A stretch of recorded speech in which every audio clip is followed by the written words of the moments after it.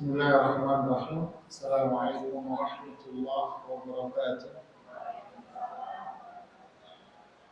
Alhamdulillahi wa kafa. Assalatu wassalamu ala al-mustafa wa ala alihi wa sahbihi wa man iktafa bihadihi ila yaumiddin, amma ba'd. Alhamdulillah, dengan pujian yang semoga membawa keberkahan buat kita semuanya. Allahumma sayyiban nafi'a. Semoga hujan yang membawa berkah. Kita pula berusaha untuk mendapatkan air hidayah dari Allah Subhanahu wa taala. Rasulullah SAW mengumpamakan ilmu ini seperti air hujan. Mathalu ma ba'athani Allahu bihi minal huda wal 'ilm kamathalil ghayth. Perumpamaan apa yang aku bawa berupa petunjuk dari Allah dan petunjuk Rasulullah SAW itu ibarat air hujan. Semoga kita bisa mengambil manfaat air hujan, yaitu air hujan berupa ilmu, petunjuk Allah, petunjuk Rasulullah SAW, bermanfaat buat iman kita, menambah iman, bermanfaat buat kita melahirkan amal sehingga kita menjadi hamba Allah yang mendapatkan hidayah. Amin, Allahumma amin. Bahasan kita di siang hari ini bicara tentang hakikat sabar. Kita jelaskan di pertemuan yang lalu bahwa sabar itu bukan hanya sekedar di saat musibah, tetapi di saat nikmat pun kita harus apa? Sabar. Diberikan nikmat sama Allah, kita harus bersabar. Diberikan musibah juga kita harus bersabar. Sebagaimana syukur juga sama. Bersyukur di saat nikmat dan juga bersyukur di saat musibah. Wah, ini berat. Sabar di saat nikmat, apa itu? Ya, tidak bermaksiat. Sabar di saat musibah sama, juga tidak bermaksiat. Syukur di saat nikmat, syukur di saat musibah, maknanya sama. Apa itu? Tetap harus beribadah kepada Allah. La bil bala'i yang sarif, la bil bala'i yang harif, wala bil ata'i yang sarif. Kata para ulama, kita ini tidak akan melenceng ketika ditimpa musibah dan tidak akan melampaui batas pula di saat mendapatkan nikmat. Jadi kadang banyak orang kalau dikasih musibah malah melenceng, tapi dikasih nikmat apa? Dikasih musibah melenceng, dikasih nikmat. Kalau orang Jawa bilang belandrang. Kalau apa belandrang bahasa Indonesia ini? Nah, apa belandrang itu bahasa Indonesia? 12 ya. Iya. 14 juga bukan bahasa Indonesia, Pak. Bahasa Jawa Tengah itu 14. Bahasa Jawa Tengah itu 12. Jadi kalau dapat nikmat 14. Ya. Maksudnya bablas itu apa? Melampaui batas, maksiat. Nah, orang yang beriman tidak dapat musibah, tidak melenceng, dikasih nikmat tidak bablas, gitu kan ya. Jadi dia tetap apa? Istiqomah di jalan yang lurus. Yaitu apa maksudnya? Tidak maksiat, itulah namanya sabar. Dan tetap beribadah, itulah namanya apa? Bersyukur. Sehingga hidupnya itu tetap bahagia. Subhanallah. Sabar itu ibarat kepala. Kalau badan itu kepala. Ya manusia kalau nggak ada kepalanya pasti mati. Manusia kalau kepalanya nggak berfungsi, ya kayak mayat hidup. Nah, beneran, begitulah sabar. Manusia kalau tanpa kesabaran, ya berarti nggak punya iman. Ya.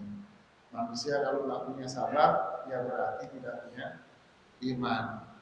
Hujan, ngeluh, panas, ngeluh. Ya.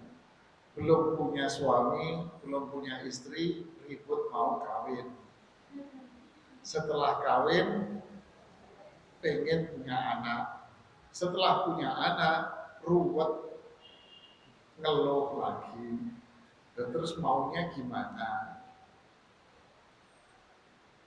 Ya kan? Kenyang, ngantuk, lapar, teriak-teriak. Dan terus maunya gimana? Gitu kan. Kenyang, ngantuk, lapar, ngedumel, ngomel. Gak punya duit, ngomel, punya duit, bablas, kelewatan. Ya kan, serba salah manusia ini. Ya itulah namanya apa? Tidak punya apa? Kesabaran. Berarti tidak punya iman. Enggak ada iman. Sudah. Orang kalau nggak punya iman, mau kaya, mau miskin, mau sehat, mau sakit, mau hujan, mau panas, ya semuanya nggak ada yang benar. Kenapa? Karena dia tidak punya iman. Mau hidup sendiri, mau hidup berkeluarga, dia semuanya nggak ada yang benar. Karena dia nggak punya iman. Istri satu, istri dua, istri tiga, nggak punya iman, ya tetap aja nggak karu-karuan. Ya Bu ya. Masalahnya bukan di situ, masalahnya adalah imanlah yang membuat hidup kita ini semakin apa? Indah. Dapat musibah, ya indah Pak. Kayak orang jual durian, mana kalau dia jual durian Pak? Ada nggak orang jual durian kalau? Kenapa Pak? Iya Pak, jual durian ketusuk dulu. Ada begitu? Enggak. Kenapa? Ya itulah namanya sabar. Karena dia mikir apanya? Mikir apa? Mikir untungnya. Sama aja orang kerjanya ngapain? Kerjanya nguras sapi teng. Pernah kalau bau banget gitu. Ya,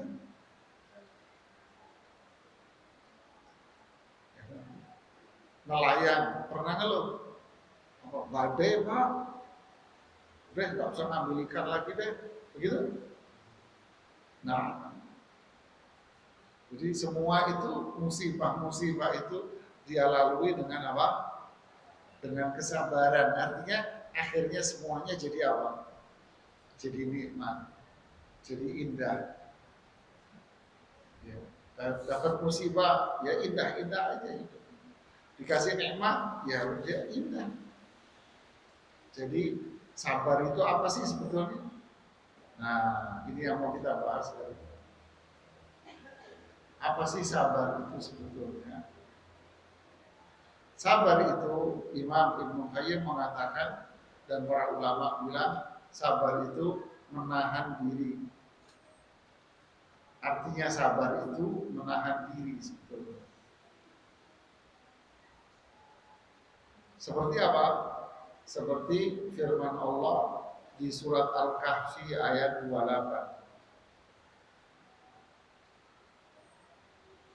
Surat Al-Kahfi ayat 28. Ketemu.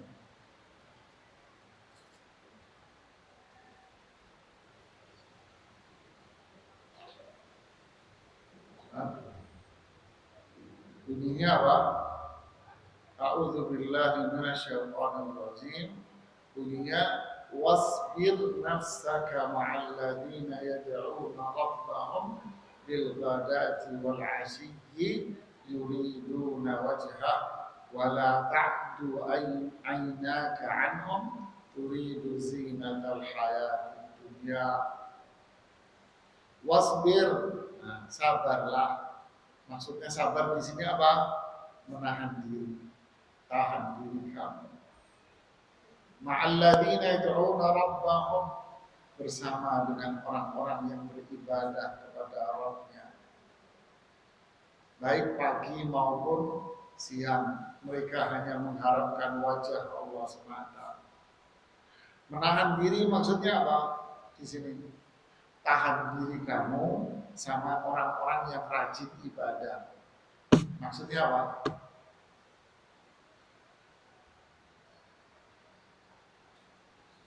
Apa? Umpama lagi hujan gini, Pak, tahan diri Bapak. Maksudnya? Maksudnya apa, Bu? Tetap dalam ketaatan. Ya, tetap di sini saja. Masih hujan, tahan diri kamu, maksudnya di sini saja. Sedangkan di sini wasbir nafsak, sabarlah, tahan diri kamu bersama dengan orang-orang yang beribadah. Maksudnya apa? Hah? Tetaplah duduk, bergaul, main sama siapa? Sama orang-orang yang rajin ibadah. Wala ta'du ainak, pandanganmu jangan kamu palingkan dari mereka. Maksudnya apa? Jangan ditinggalkan mereka. Jadi di sini maknanya menahan diri, yaitu apa? Tetap di sini aja, jangan kemana-mana. Bertemanlah sama mereka, bergaullah sama mereka. Paham? Paham gak, Bu? Jadi kalau Anda ngeluh, Ustadz, suami saya begini. Ustadz nasihati, sabar, Bu, ya. Maksudnya apa? Tahan. Hah? Maksudnya apa? Tahan. Sama, tahan diri kamu. Maksudnya kamu tetap aja di situ. Kamu temenin suamimu. Kamu duduk sama suamimu. Bergaulah dengan dia dengan cara yang baik. Kita kan kadang salah paham ya. Ustadz, suami saya begini. Ustadz nasihat ibu, sabar. Kesannya apa? Nerimo. Ya kan? Tahu nerimo nggak? Nerima, sudah, gini, suruh nonton. Padahal bukan begitu maknanya. Sabar ya, sabar. Maksudnya apa? Tahan diri kamu. Maksudnya kamu tetaplah duduk sama dia, bergaullah sama dia, bermainlah sama dia, layanilah dia dengan baik. Ya, jangan maksiat, jangan melanggar hukum. Paham? Paham tidak, Bu? Umpama juga, oh anak saya begini, nakal, begini. Jawabannya yang standar apa? Sabar. Maksudnya sabar apa di sini? Diem doang. Enggak, duduklah sama dia, bermainlah sama dia, ajaklah ngobrol dia, temani dia, bersikap santun dan baik. Itu maksudnya menahan diri. Oh, walah, baru dengar dong. Paham? Jadi selama ini apa? Kalau suruh sabar doang sih suka gak nanya saya. Kadang kan ngomel begitu ya. Jadi bukan begitu maknanya. Ibu jangan ngomong sendiri, Bu, sabar, Bu. Jadi ngomong sendiri rasanya suara. Jadi itu tadi itu sabar, makna sabar secara bahasa. Jadi dalam bahasa Arab sabar ya maksudnya apa? Tahan diri kamu. Duduk aja di situ. Bersikap baiklah, yang santunlah. Dalam bahasa Arab itu. Tapi kalau menurut istilah para ulama, sabar itu apa? Sabar itu menahan jiwa dan lisan dari berkeluh kesah dan fisik dari maksiat. Nah, itu artinya.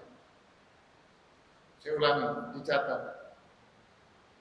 Sabar itu menahan jiwa dan lisan dari apa? Berkeluh kesah. Keluh kesah itu apa? Apa? Ngersuloh bahasa Inggrisnya. Ya, bahasa Inggrisnya apa? Ngersuloh. Ya. Jadi menahan jiwa dan lisan dari berkeluh kesah dan fisik dari kemaksiatan. Jadi sabar. Artinya apa?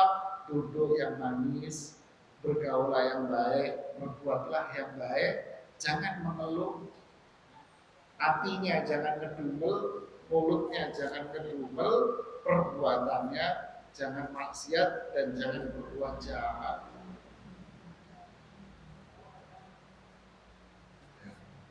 Saya ulangi. Sabar tadi apa? Menahan jiwa dan lisan dari apa? Berkeluh kesah dan fisik dari maksiat. Jadi makanya kalau ditanya tadi apa? Kalau dibilang sabar, sabar. Artinya apa berarti? Duduk bergaul yang baik. Kalau ngomong yang baik, temenin yang enak, ngobrol yang enak, jangan ngeluh, jangan ngedumel, perbuatannya jangan kasar, ya, jangan maksiat, jangan melanggar. Nah, itulah sabar. Jadi indah sabar itu.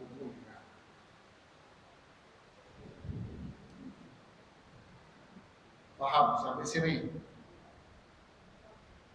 Kenapa dia kok bisa sampai seperti itu? Ya karena dia melakukannya lillah, karena Allah. Saya pengen dapat pahala dari Allah. Kalau sama suaminya, sama istrinya, kenapa Anda melakukan itu? Ya karena saya mencintai dia karena Allah. Sabar. Makanya saya tulis buku saya, Aku Cinta Karena Allah. Itu ini bukunya. Aku cinta karena Allah. Jadi kalau suamiku nggak benar, ya tetap aku mencintainya karena. Terus apa? Sabar saya. Sabar berarti apa? Aku tetap setia menemani dia. Saya tidak jadi apa? Saya tidak jadi burung yang gacor. Burung gacor itu apa? Moces. Enggak jadi kenari juara 1. Gacor teman. Ya. Terus gimana? Ya saya tetap temani dengan senyum manis. Saya dampingi dia dengan santun. Itulah namanya apa? Sabar. Enggak pakai ngeluh, enggak maksiat. Begitu juga suami. Jika istriku berbuat salah, saya akan menjadi suami yang cinta sama dia karena Allah. Akhirnya saya sabar sama dia. Apa? Saya akan tetap setia walaupun istriku ngomelan. Gitu kan? Saya akan berbuat baik, saya akan senyum. Di saat dia ngomel-ngomel, saya senyum manis. Saya akan bersikap baik, saya akan peluk dia di saat dia ngomel-ngomel. Di saat ngomel-ngomel, saya cium pipi dia. Selesai, Mas. Apalagi tanpa dikasih duit. Oh, cakep gitu. Cakep gitu. Ya. Jadi selama ini kita ini salah memahami sabar itu salah. Ya tidak? Jadi sabar itu cenderung apa? nerima jadi orang bego. Istilahnya orang itu ditempeleng orang juga diem aja kan gitu. Masa saya diem aja Ustaz?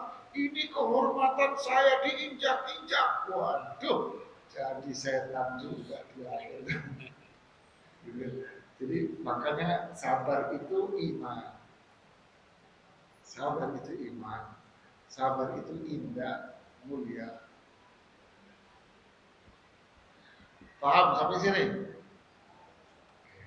Para ulama membagi sabar itu menjadi 3. Para ulama membagi sabar itu jadi 3. Yang pertama, sabar dalam ketaatan. Dicatat ya. 2, sabar dalam kemaksiatan.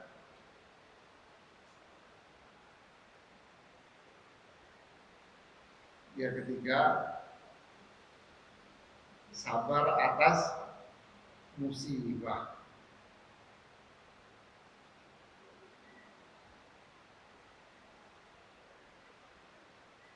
Apa? Sabar dalam apa? Taatan. Terus yang kedua, Kemaksiatan. sabar dalam kemaksiatan. Yang ketiga, sabar di saat musibah. Coba kita lihat sabar yang nomor 1 dan 2 ini berkaitan dengan apa? Ini berkaitan dengan usaha kita. 1 dan 2 itu kan usaha. Kita yang harus usaha. Usaha apa? Usaha untuk taat dan usaha untuk tidak maksiat. Itu usaha.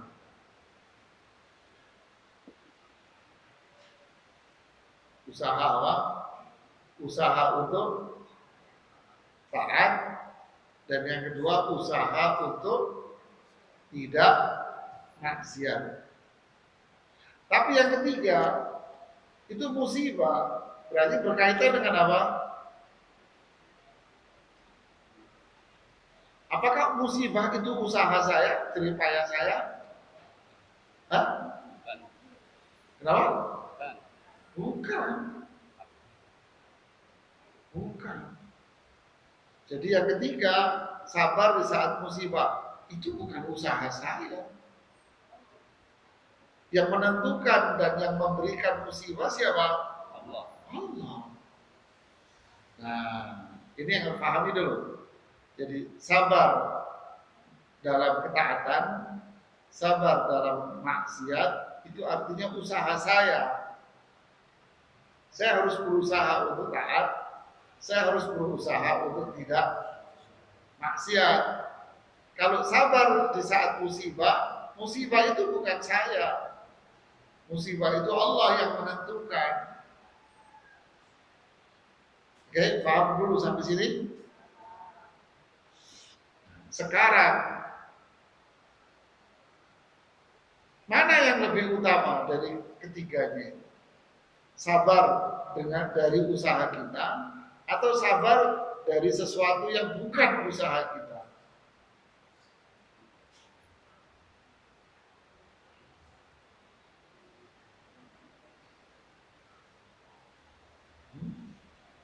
Kalau orang musibah, Allah yang memberikan musibah, maka orang akan cenderung apa? Ya udah deh Mas, sabar deh. Mau ngapain? Gak bisa, saya nggak boleh sakit, begitu. Allah takdirkan dia sakit. Bisa dia menolak sakit itu? Tidak. Maka orang akan mengatakan apa? Sabar deh Mas, sabar. Ujian Pak, ujian. Sabar. Paham? Jadi ada unsur apa di sini? Unsur apa? ditimpa musibah, umpama dia tadi sakit,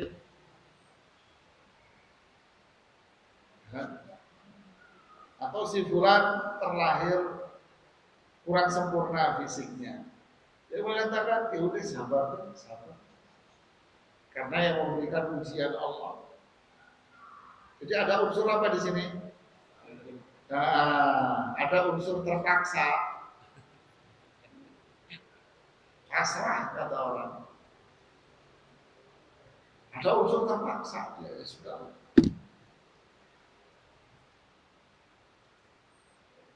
Oke, pertanyaan saya, sering dengar kan cerita tentang Nabi Yusuf?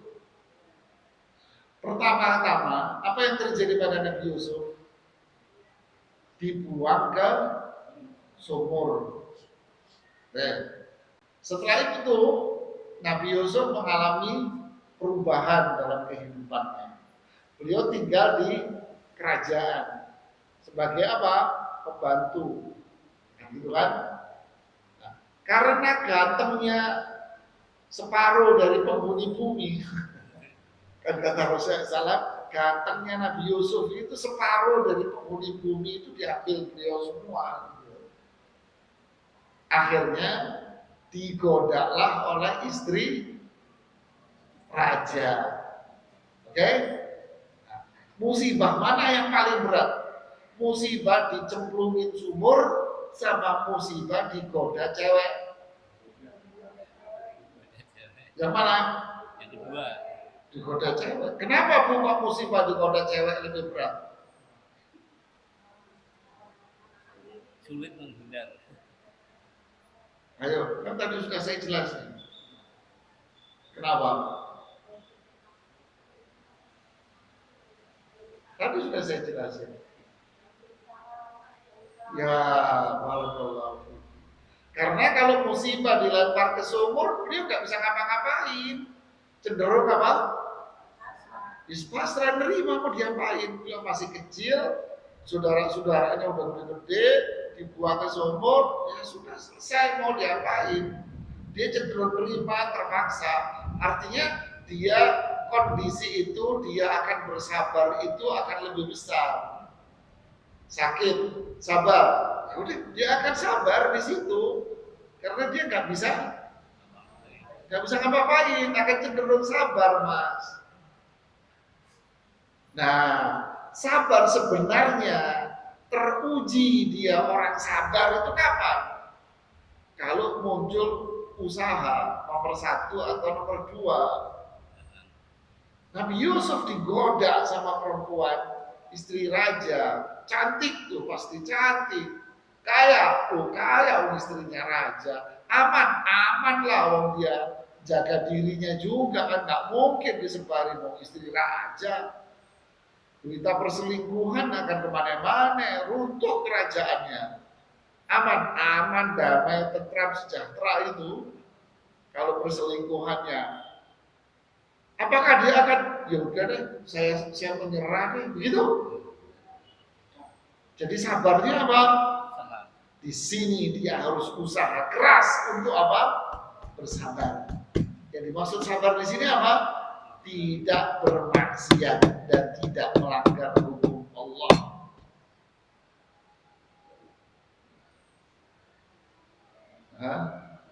Lebih berat mana aja? Jadi lebih berat menahan apa? Maksiat. Itu berat itu, Mas. Jadi sabar dalam ketaatan itu maksudnya apa? Tegar, kokoh, dia tidak menghindar. Berarti kalau sabar ketaatan maksudnya apa? Dia akan terus taat sama Allah Subhanahu wa taala apapun yang terjadi. Sholat masjid, dia akan sabar tentang taat sholat ke masjid dia. Zakat, walaupun ekonomi turun, walaupun usahanya dia menurun, ya karena uangnya sudah memenuhi kriteria zakat, dia akan keluarkan apapun itu. Puasa, lapar, panas, terik, dia akan puasa. haji, keluarin duit banyak, tapi panas, kurang nyaman, dia akan lalui. Itu namanya sabar dalam hal apa? Ketaatan. Suaminya nggak benar, dia tetap sabar, dia tidak akan membalas dengan apa? Kemaksiatan. Dia tidak akan melawan. Dimaki-maki sama suaminya, dibentak-bentak sama suaminya, dia tetap sabar, diem dia. Kenapa? Karena sing waras ngalah. Saya mau jadi orang waras, gitu. Saya tidak akan ikut membalas, gitu. Kenapa? Karena saya manusia, bukan burung yang ikut berkicau. Tabah, ini sabar dalam maksiat. Dia tidak mau ikut-ikutan maksiat. Mudah apa ringan? Berat. Hah? Berat. Ya susah lah, makanya pahalanya surga. Makanya pahalanya. Makanya sabar dalam ketaatan itu, ya, sabar dalam ketaatan itu apa? Harus usaha kita. Berarti kalau kita tidak memiliki kesabaran dalam ketaatan, maka kita akan jadi apa? Ya, imannya hilang. Kalau kita nggak sabar dalam meninggalkan maksiat, berarti kita jadi apa? Pelaku maksiat. Kita akan jadi pelaku maksiat. Kenapa? Nggak sabar. Aduh capek ya, sholat setiap 5 waktu di masjid. Berarti kan nggak sabar kan? Aduh, masa ngeluarin zakat lagi? Kan saya sudah bayar pajak. Gitu kan? Oh, berarti dia tidak sabar. Aduh, masa saya harus suruh rajin sedekah? Nggak tahu usaha, sepi lagi. Pas-pasan masih suruh sedekah lagi. Berarti dia tidak sabar. Haji, sudahlah, haji itu yang penting saya di Arafah saja. Nggak perlu saya harus ke Mina tanggal 9, tanggal 8. Yang penting tanggal 9 saya ke Arafah. Terus habis Arafah, ya sudahlah, saya langsung balik aja, nggak usah ke Musdalifah lagi karena terlalu padat. Dan kredit lah, nggak usah ke sana-sana. Berarti hajinya sabar nggak? Enggak, minta maunya sendiri dia.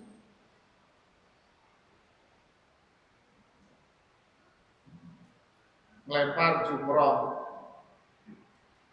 tanggal 11. Udahlah, melempar jumroh tanggal 11 sama tanggal 12 digabung aja jadi satu. Masa 11 12 digabung? Iya, melempar tanggal 11-nya malam. Yang tanggal 12-nya dini hari. Jadi tinggal nunggu aja sebentar. Iya, 11 12 kan tanggal 00 itu sudah tanggal 12 dini hari. Berarti kita gabung aja jadi satu. Haji kita langsung selesai kok. Berarti hajinya nggak sabar. Berarti hajinya nggak ada imannya juga. Nggak salah Pak melebarnya Pak. Perempuan pakai jilbab panas. Udahlah panas kok. Yang penting kan hatinya. Ini kan cuma pakaian doang. Berarti dia nggak punya kesabaran. Berarti nggak ada iman. Begitulah seterusnya. Pegawai gajinya alhamdulillah. Tapi banyak godaan-godaan untuk menerima suap-suapan. Akhirnya dia terima. Kalau nggak begini, saya nggak bisa beli rumah, nggak bisa beli mobil, nggak bisa uang banyak. Berarti dia tidak sabar. Berarti dia tidak punya iman. Oh, perempuan-perempuan di kantor.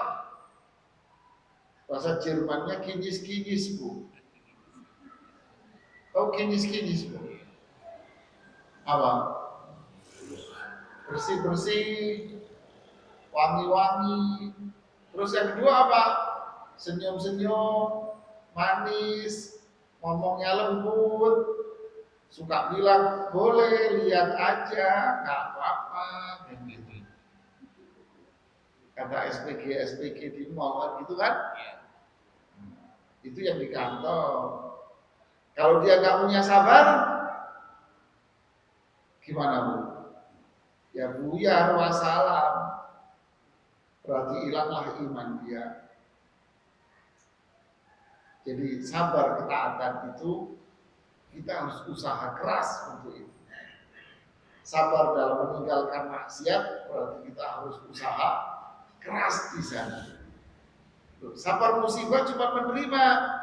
Kalau mau sabar musibah itu lebih mulia, jangan mengeluh.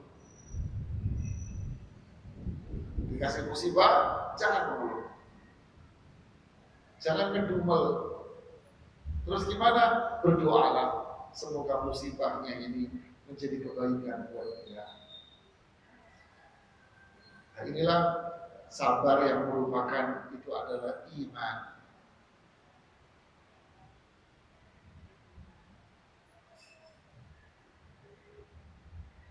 Paham? Jadi orang yang bersabar dia beriman. Berarti apa? Allah pasti akan menolong kamu. Contohnya apa?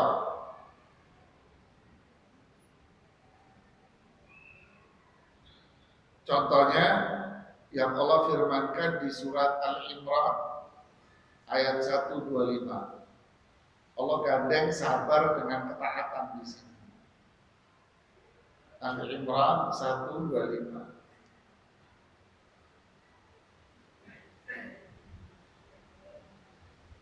Bunyinya apa?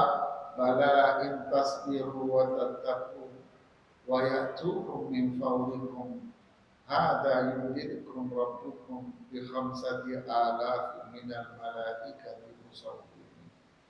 Sungguh jika kalian bersabar dan bertakwa, kan? Sabar sama takwa digandeng jadi satu. Akhirnya apa? Ya nanti Allah akan tolong kamu. Ini para sahabat ditolong waktu perang. Allah bantu dengan diturunkannya 5.000 malaikat. Masya Allah. Ya.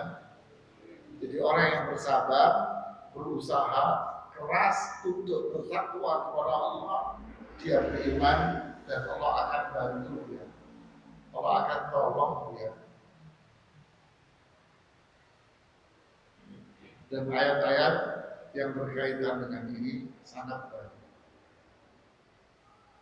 Bahkan di surat Al-Baqarah di ayat 45 di awal Al-Baqarah itu, di Al-Baqarah ayat 45 Allah bilang apa?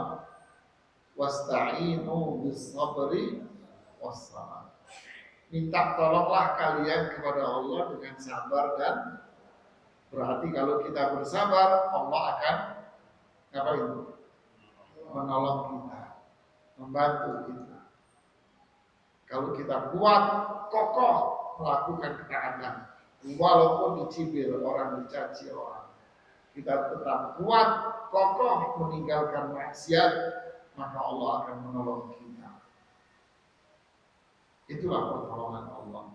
Itulah kemudahan yang bakal Allah berikan kepada kita. Berat memang, dan inilah iman. Itulah iman, itulah pertolongan Allah.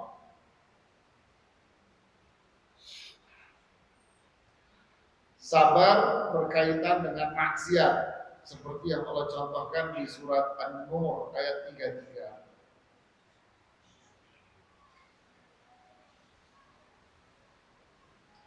Surat An-Nur ayat 33. Bunyinya wal yasta'fifil ladzina la yajiduna nikahan. Istighfaf itu apa? Sabar. Sabar, jangan maksiat. Kalau kamu memang belum waktunya untuk menikah.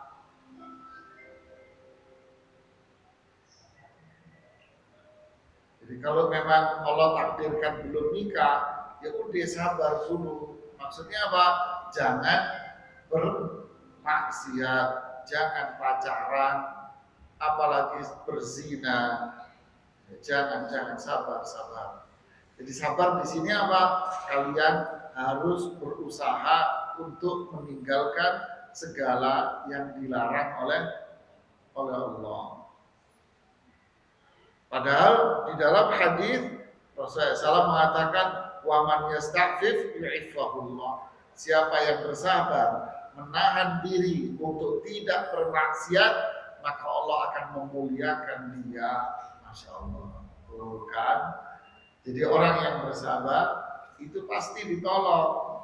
Orang yang bersabar pasti mulia karena dia beriman, dia tetap melakukan ketaatan apapun yang terjadi, dan dia memiliki keberanian, kekuatan untuk meninggalkan semua yang dilarang apapun yang terjadi.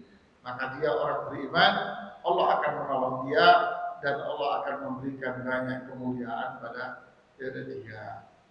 Jadi bersabarlah, ya, jangan mengeluh.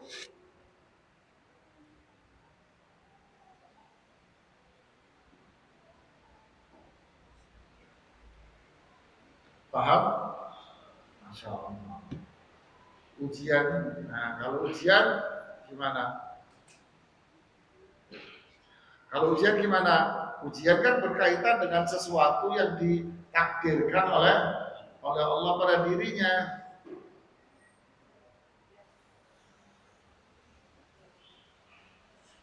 Ya kan? Allah mentakdirkan kita A, B, C, D. Ya udah kita terima.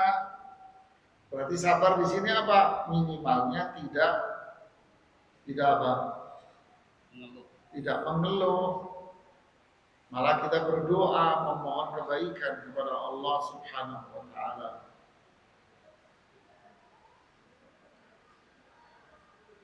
Subhanallah.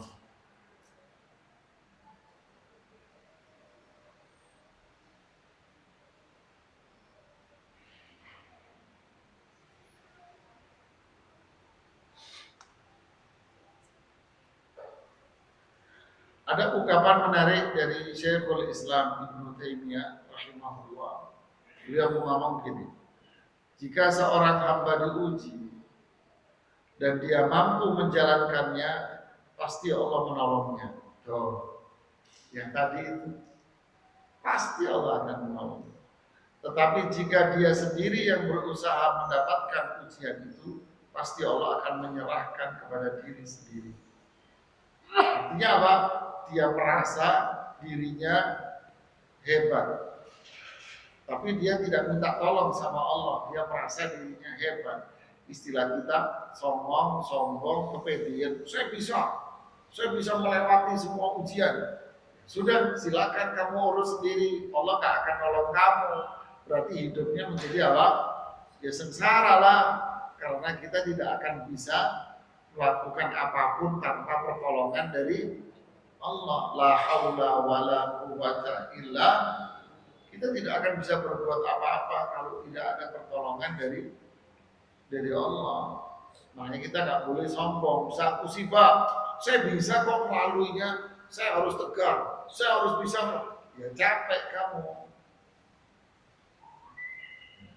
Capek. Ini namanya orang sombong.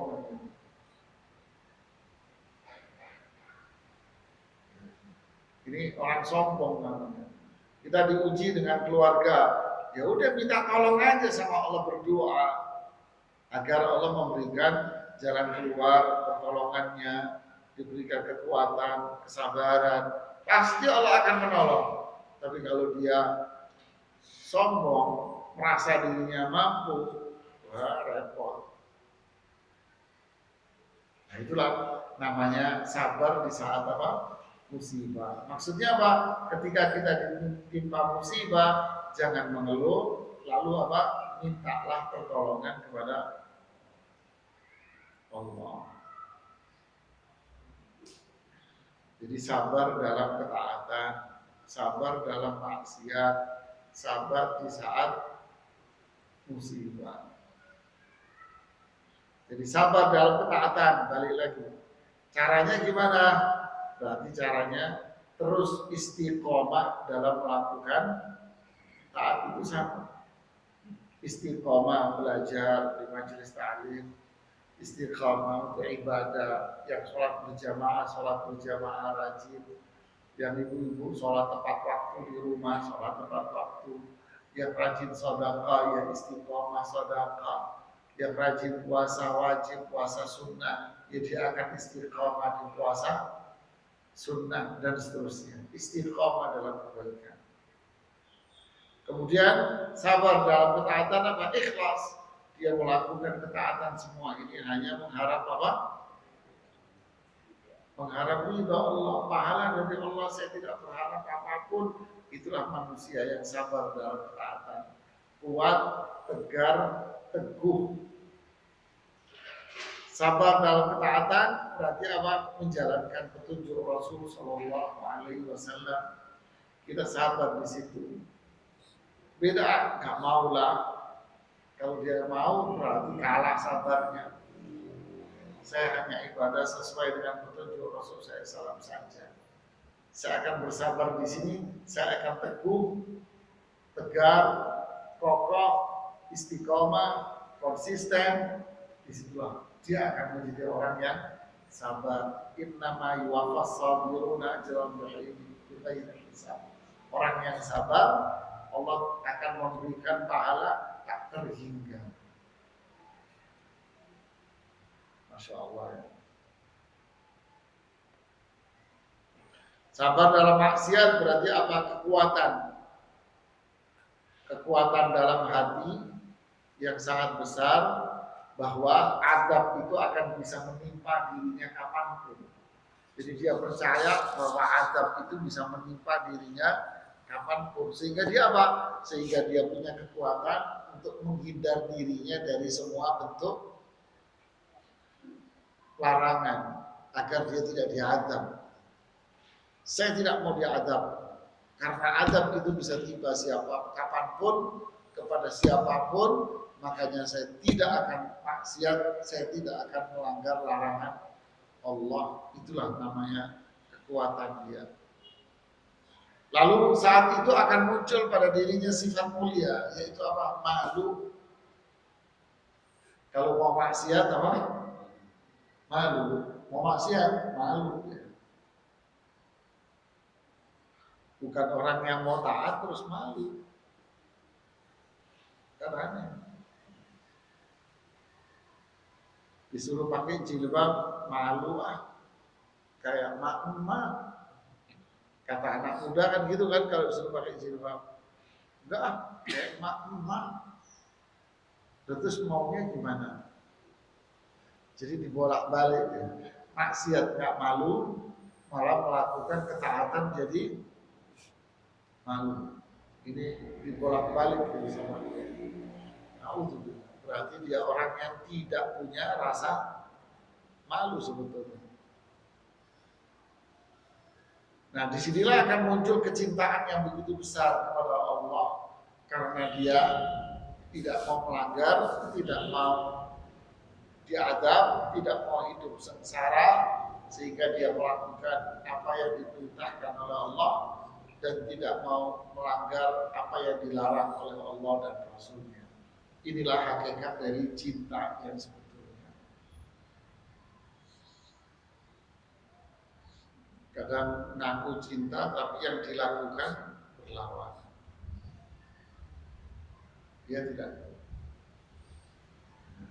Suami cinta sama istrinya, tapi dia tidak tahu kewajiban dia apa.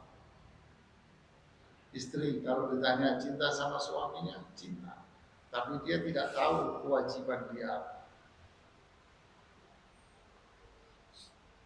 Dia tidak tahu. Terus yang diinginkan apa? Hanya dirinya sendiri. Hanya dirinya sendiri.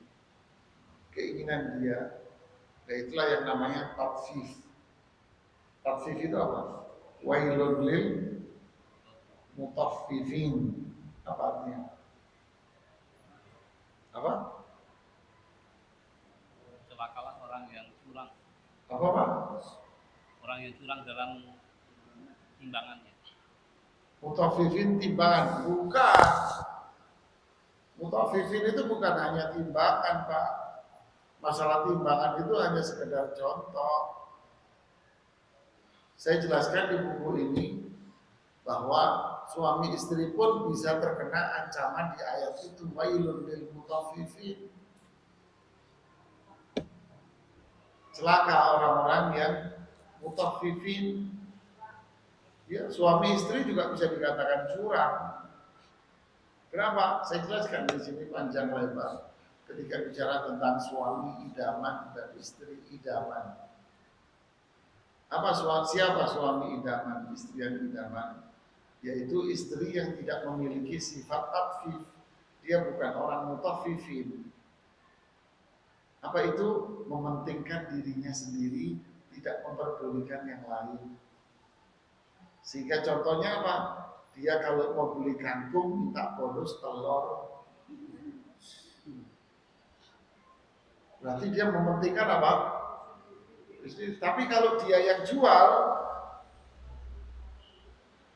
dikurang-kurangin, boro-boro dikasih bonus. Sekilo jadi 7 on yang dia. Boro-boro jadi bonus. Nah itulah sikap tatfif. Apa? Menuntut orang lain untuk berbuat baik, perfect sama dia, tapi dia tidak mau melakukan kebaikan sama orang lain. Nah itulah namanya sifat apa? Mutaffifin. Suami menuntut istrinya berbuat baik, tapi dia sendiri tidak baik sama istrinya. Istri menuntut suaminya untuk memenuhi keinginan dan apa yang dia mau semuanya, tapi dia sendiri tidak mau berbuat baik sama suaminya. Namanya apa? Namanya sen kanan belok kiri. Nah itu, ini saya komentarin panjang di situ. Ini jadi bahaya kalau ada di keluarga begitu, berarti keluarganya adalah keluarga yang wail. Apa wail itu? Binasa, celaka, sesat, masuk neraka keluarganya. Karena bisanya nuntut sama orang, tapi dia sendiri tidak mau berbuat baik sama orang. Parah. Berarti dia tidak memiliki apa? Sabar. Tidak ada sabar, makanya tak ada cinta. Kalau ada sabar, berarti dia akan ada cinta. Ya. Suaminya namanya Pak Sabar, istrinya namanya Ibu Cinta. Anaknya namanya Bunga. Ya kan? Ngaco aja ini. Paham hakikat dari sabar itu? Jadi orang yang sabar dalam maksiat maksudnya tidak bakal melakukan apa yang dibenci. Dibenci sama Allah tidak bakal dilakukan. Dibenci sama Rasulullah SAW tidak. Dibenci sama suaminya, sama istrinya tidak akan dia lakukan. Kenapa?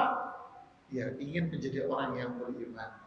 Hasilnya Allah akan tolong dia, Allah akan sayang dia, Allah akan muliakan dia. Saat itu akan tumbuh cinta yang luar biasa, yaitu apa? Cinta karena Allah.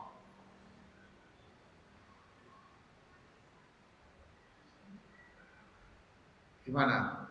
Inilah kerennya aturan syariat ini.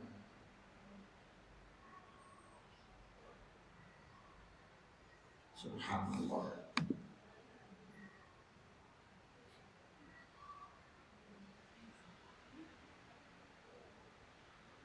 Jadi itulah sabar taat, sabar maksiat berarti apa?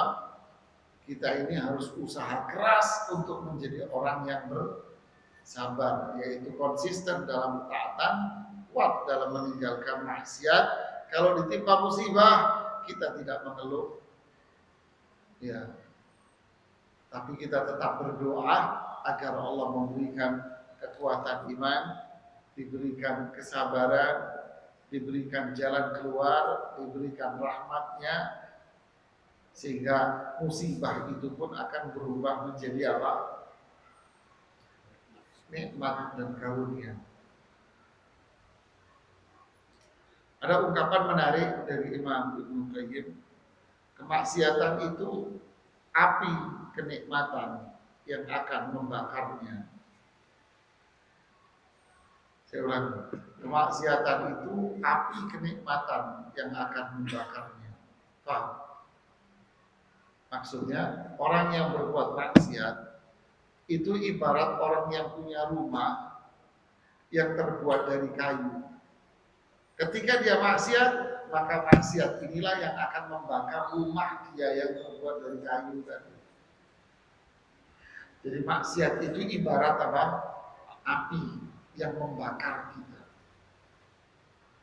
Sebagaimana api itu membakar kayu bakar. Kita berlindung kepada Allah dari hilangnya kenikmatan dan perubahan kesehatan. Jadi kalau kita tidak sabar dalam meninggalkan maksiat, berarti kita ini menyalakan api dalam diri kita dan menyalakan api dalam keluarga. Nah, saat itu apakah akan ada dalam keluarganya sakinah, mawaddah, rahmah? Ada tidak? Nah, hilang semua, sudah bubar. Keluarganya tak ada kenyamanan, tak ada ketentraman, tak ada kebahagiaan. Jadi luar biasa. Azan jam berapa? Saya takut kelewatan. Jam 3. Tinggal berapa? Lewat 1. Azan Jam 3 lewat 1. 45. Jam 3 lebih 1 menit azan. Oh, masih lama. Subhanallah.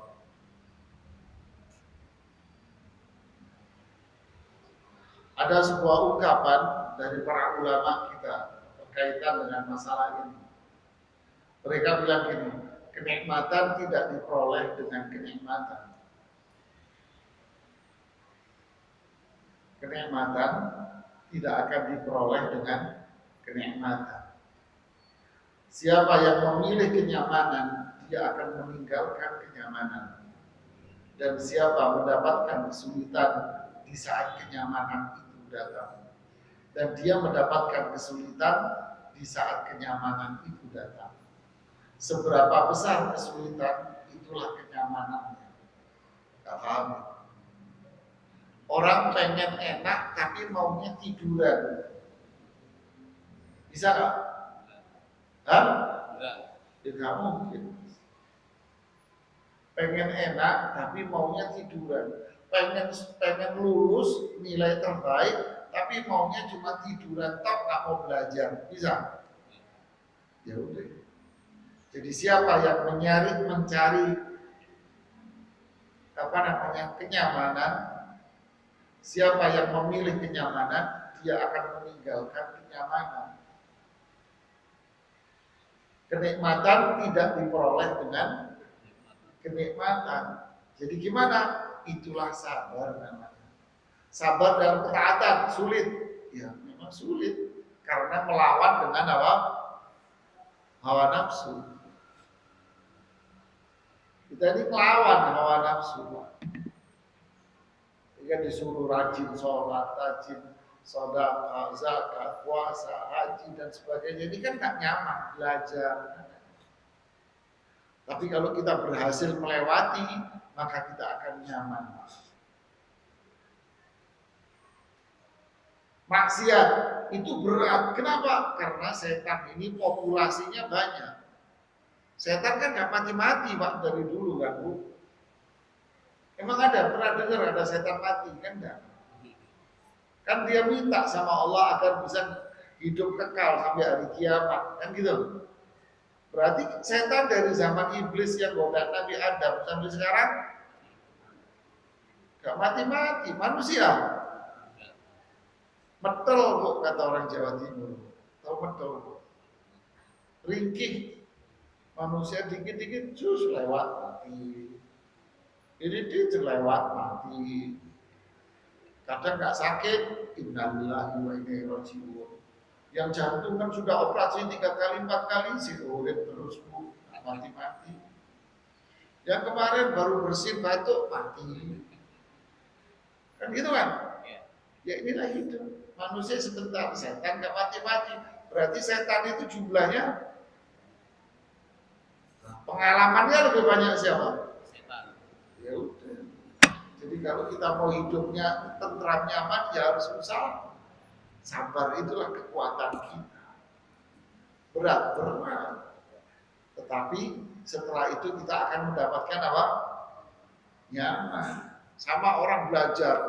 Wah dia belajar luar biasa, rajin. Banget rajinnya, capek dia untuk belajar. Tapi ketika dia lulus dengan nilai terbaik, dia mendapatkan apa? Kenyamanan, enaknya. Sama tuh orang nulis buku begini ini kan nggak nyaman, capek, ya kan? Capek nulis. Tapi kalau sudah jadi kan orang menikmati, alhamdulillah. Tapi kalau orang hidupnya mau tenang, nikmati hidup Anda, ya udah sengsara kamu nggak bisa dapat. Dan itulah hakikat orang sabar. Makanya fajazahum bima sabaru apa? Jannatan wa harira. Allah akan membalas orang-orang yang sabar itu dengan apa? Surga.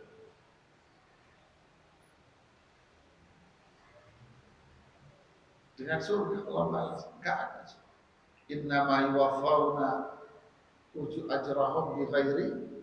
Allah akan kasih pahala orang yang sabar dengan balasan apa? Tak terhingga. Hanya Allah yang tahu. Hanya Allah yang. Disitulah kenyamanan, disitulah nikmat, disitulah kebahagiaan bagi orang yang bersabar. Pasti akan mendapatkan kenikmatan. Sampai kapan saya harus bersabar? Ya berarti sudah nggak sabar kamu. Ustaz katanya sabar ada batasannya. Ya sudah berarti kamu tidak bersabar, berarti nggak punya iman, berarti sengsara kamu. Harusnya kamu nggak ngomong begitu. Karena sabar itu tidak ada batasannya. Karena sabar itu kenikmatan. Emang sulit tapi dia nikmat. Jamu itu melahirkan apa? Kenikmatan, sehat badan. Tapi enggak, saya nggak mau jamu pahit, sama mau yang manis. Ya sirup. Tapi kalau diminum sirup itu, ya jadi pabrik gula badanmu. Ya gula, terus muncul hipertensi, kolesterol, wah segala macam. Waktu minumnya enak nggak? Oh enak, apalagi makan isi perut. Waduh, gimana orang Padang bilang, orang Solo, tambosu. Ya, tahu nggak? Nambah. Oh nggak tahu, kata-kata. Usus itu apa? Usus gede terus diisi sama telur. Ya. Wah itu terus dimasak pakai gulainya orang Padang. Ya kan?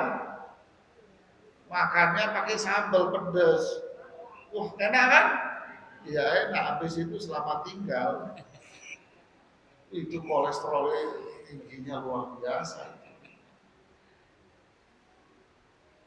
Ya kan? Kalau orang Arab gimana? Pakai kepala kambing, Pak. Kepala kambing itu dibelah dari tengahnya, terus dibelah lagi menyilang, terus dimasak kayak sop begitu. Aduh, mertua lewat, nggak tahu mah. Tuh makan seminggu itu Pak, bahasa Arab lancar Pak. Tapi ya masuk rumah sakit habis itu. Kan candaannya begitu kan, enak di mulut tapi bahaya. Tapi kalau kita minum apa tadi, jamu pahit kan, gak enak di mulut pahit tapi sehat, begitulah. Sabar itu memang nikmat. walaupun dia terasa pahit dan berat. Jadi sabar ketaatan, dia harus konsisten, sadar bahwa pahala itu sangat apa? Besar. Ya, jangan kendor. Sabar dalam maksiat, sadar bahwa dosa-dosa itu apa? Itu membinasakan. Adab itu pasti akan tiba. Jadi jangan langgar larangan-larangan. Konsistenlah dalam meninggalkan larangan. Musibah itu ketentuan Allah yang pasti tiba. Terus gimana? Ya udah yakinlah bahwa ketentuan Allah itu pasti baik. Sehingga bersabar, jangan mengeluh, yakin ini baik dan berdoa.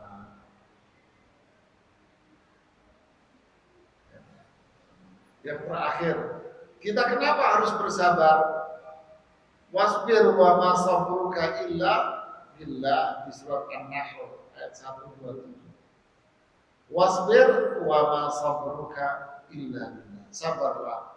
Sabar kamu itu bukan karena siapa-siapa, tetapi sabar saya hanya karena Allah. Ya, sabar saya karena Allah, bukan karena biar dapat duit, biar dapat ini, biar dapat ini, enggak. Sabar saya hanya karena Allah semata. Wala tahzan alaihim, jangan sedih. Jangan sedih kalau tidak mendapatkan apa yang diinginkan, jangan stres. Jangan sedih, jangan tertekan. Sabar saja, jangan mengeluh, yakin bahwa semua itu baik dan berharap kebaikan sama Allah. Nah, itulah di saat musibah.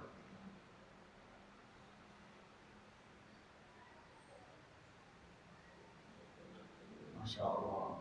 Inilah konsep dari apa? Sabar dalam Islam. Ya, silakan. Kalau ada yang mau bertanya, saya kasih kesempatan.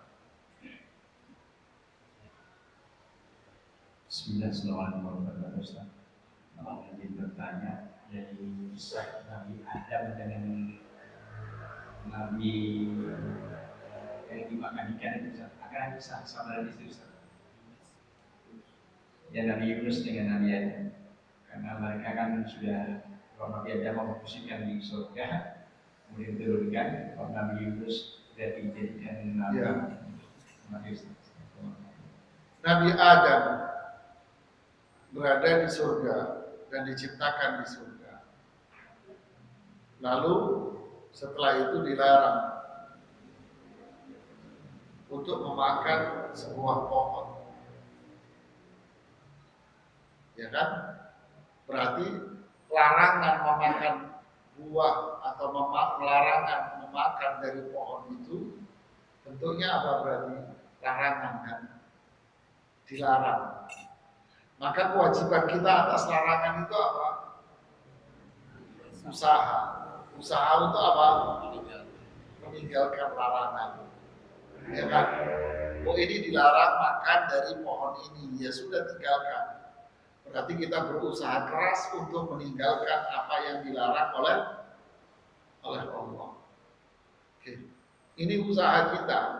Kalau kita tidak mau bersabar karena ingin nyaman, enak, udah makan aja enak, ya berujung pada kesengsaraan. Berarti dia tidak punya iman, sengsara itu. Tapi kalau dia bersabar, yaitu tidak mau melanggar larangan Allah untuk memakan itu, tidak mau melanggar, berat, terasa berat, tapi tetap dia akan lakukan, maka dia akan mendapatkan kenikmatan, kemuliaan, kebaikan, pertolongan dari Allah. Allah akan kasih ganjaran pahala karena dia tidak mau melanggar larangan Allah. Nah, sekarang bagaimana dengan kasus Nabi Yunus? Di mana beliau menaiki perahu, kemudian perahunya kelebihan penumpang. Lalu diundi, siapa yang kena dalam undian, maka dia harus diceburin ke laut. Ternyata diundi pertama Nabi Yunus, dibatalin, diundi lagi beliau lagi, diundi ketiga beliau lagi. Apakah beliau harus berusaha untuk menghindar dari musibah itu? Bisa? Nggak bisa. Karena itu sifatnya apa? Perintah, larangan, atau musibah bentuknya. Musibah. Hah? Musibah. Musibah. Bisa menghindar dari musibah? Nggak bisa. Ya sudah. Terus bagaimana? Terima musibah yang Allah tentukan pada diri Anda. Jangan mengeluh dan berharaplah pahala, karena setiap musibah pasti mulia buat kita. Sudah. Beda kalau larangan. Larangan harus berusaha untuk meninggalkan larangan agar kita dapat iman, dapat pahala sabar, dapat mulia. Kalau kita nggak punya sabar, ya udah diem aja deh, terima. Berarti kita kerjain larangan, dia nggak punya iman, masuk neraka. Jadi beda jauh mas, nggak nyambung. Paham? Jadi mana sabar yang mulia? Sabar musibah atau sabar menghadapi maksiat? Mana yang paling tinggi? Sabar menghadapi maksiat. Mana yang paling utama? Ya semuanya sabar dalam meninggalkan maksiat. Itu yang paling utama karena dia harus usaha. Yang paling berat yang mana? Maksiat, karena dia harus berusaha untuk meninggalkan. Kalau sabar cenderung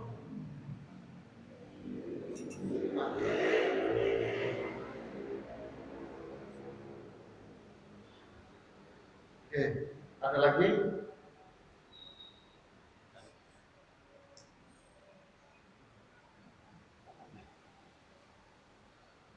Bismillahirrahmanirrahim. Assalamualaikum warahmatullahi wabarakatuh. Mohon menanyakan terkait dengan masalah musibah. Bagaimana cara menyikapinya atau cara mengartikannya? Ada dua hal, disebut musib, disebut azab atau disebut ujian. Bedanya apa itu? Ujian dengan adab itu sama-sama musibah gitu maksudnya. Ya, Bapak ini beliau ingin nanya apa bedanya musibah sama adab. Kan gitu kan maksudnya beliau itu. Bedanya apa musibah sama adab? Kan? Ya sama Pak, musibah, ujian sama adab, apa bedanya? Nah itu pertanyaan beliau. Mungkin kalau orang melihat sekilas, dia akan memandang kok nggak ada bedanya. Padahal itu bedanya jauh. Bu, jangan berisik Bu. Apa bedanya? Bedanya kembali kepada orangnya sendiri. Kalau dia si fulan ini orang yang taat, bertauhid, tidak syirik, taat tidak maksiat, menjalankan petunjuk Allah dan Rasulnya, tidak bid'ah, maka yang menimpa dirinya itu adalah musibah dan ujian. Untuk apa Allah memberikan itu?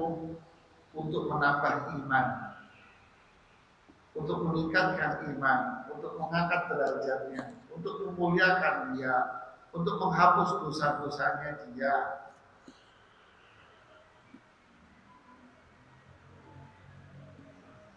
Tapi kalau si pelakunya itu memang orang yang berbuat syirik, banyak bid'ahnya, banyak maksiat, dosa-dosa besar, maka musibah yang menimpa dirinya itu ada. Karena dia sendiri sudah tidak taat sama Allah, maka yang menimpa dirinya adalah azab. Bagaimana dia bisa melepaskan diri itu? Nah, disitulah fungsinya taubat. Fungsinya taubat ya. Disitulah syariat taubat itu muncul. Paham Pak bedanya? Alhamdulillah. Ada lagi?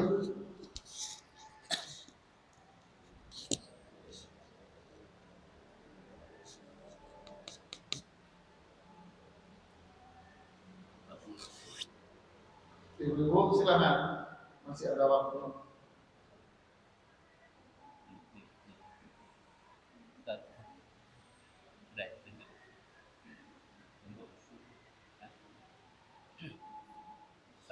Ya, silakan Pak. Assalamualaikum warahmatullahi wabarakatuh. Salam. Ustaz, berkaitan dengan menuntut ilmu, barangkali ada nasihatnya untuk kita pertama yang tua itu, atau terutama saya, kalau ada kajian-kajian yang misalnya seperti ilmu hadis itu Ustaz, itu kita kan karena ilmunya masih belum kuat itu merasa kadang bingung, kadang nggak bisa menerima, kadang ya bingung lah gitu. Nah, kemudian untuk kajian berikutnya yang masalah itu kadang-kadang agak males gitu untuk hadir kembali. Ini barangkali ada resepnya Ustaz untuk kita terus semangat walaupun ilmunya kita masih belum ngerti gitu. Ya, paham pertanyaannya. Maksud Bapak ini kalau ada kajian, ternyata kajiannya itu bahasannya agak terlalu tinggi, serius, tinggi. Bapak-bapak ini nggak paham. Nah, karena dia nggak paham, akhirnya membuat untuk pengajian berikutnya itu malas datang. Repot kajiannya sudah. Ini Pak, pertama, memang setiap ustadz itu memiliki kelebihan masing-masing. Semua punya kelebihan masing-masing. Oh, ini kelebihannya kalau membahas mendetail, teliti. Oh, ini bahasanya tinggi. Oh, yang ini punya kelebihan bahasanya sederhana, rakyat, bisa memberikan pemahaman yang luas kepada masyarakat. Semua punya kelebihan. Intinya kita harus yang kedua tetap harus belajar. Kalau yang ketiga, kalau kita nggak paham dari pertanyaan, dari penjelasan Ustaz, mungkin ketinggian, mungkin terlalu dalam, maka solusinya apa? Fas'alu ahla dzikr. Bertanyalah kepada beliau. Ya, makanya selalu dikasih forum tanya jawab.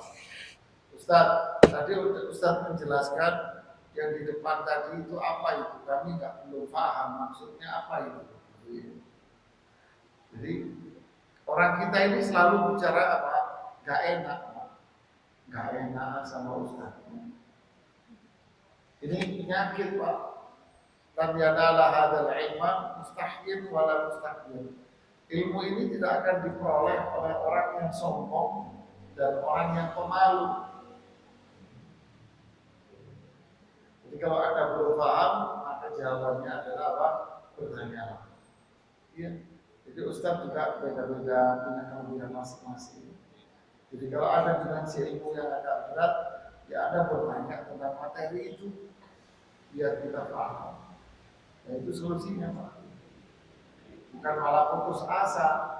Udahlah, tadi repot materinya udah gak usah datang. Ya jangan, Anda yang salah kok. Yang salah siapa? Ya Anda, kenapa Anda nggak nanya? Nanya aja, Ustaz tadi Ustaz jelasin begini, maksudnya apa? Saya nggak ngerti. Gitu. Nah, nggak apa-apa sampaikan, nggak ada cerita nggak enak. Ya kalau nggak enak berarti bumbunya kurang, Pak. Oke, ada yang lagi paham, Pak? Ya, silakan. Silakan.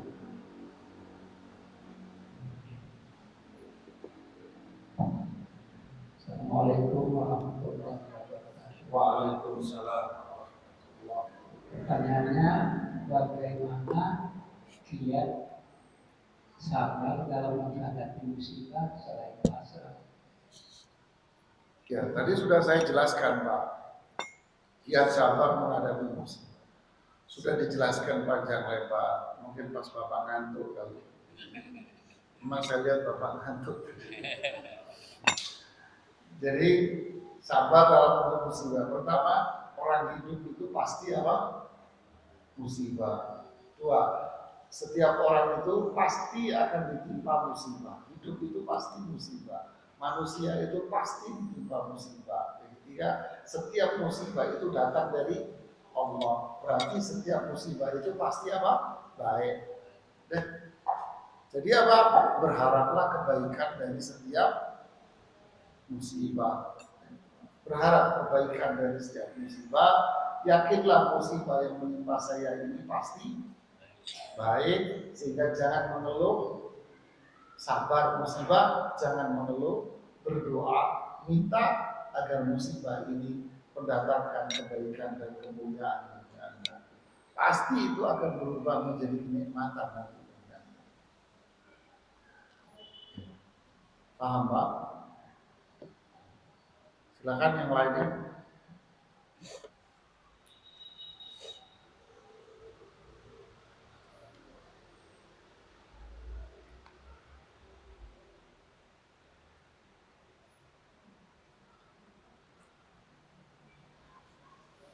Ya, kalau tidak ada, kita cukupkan sambil sini kita siap-siap sholat.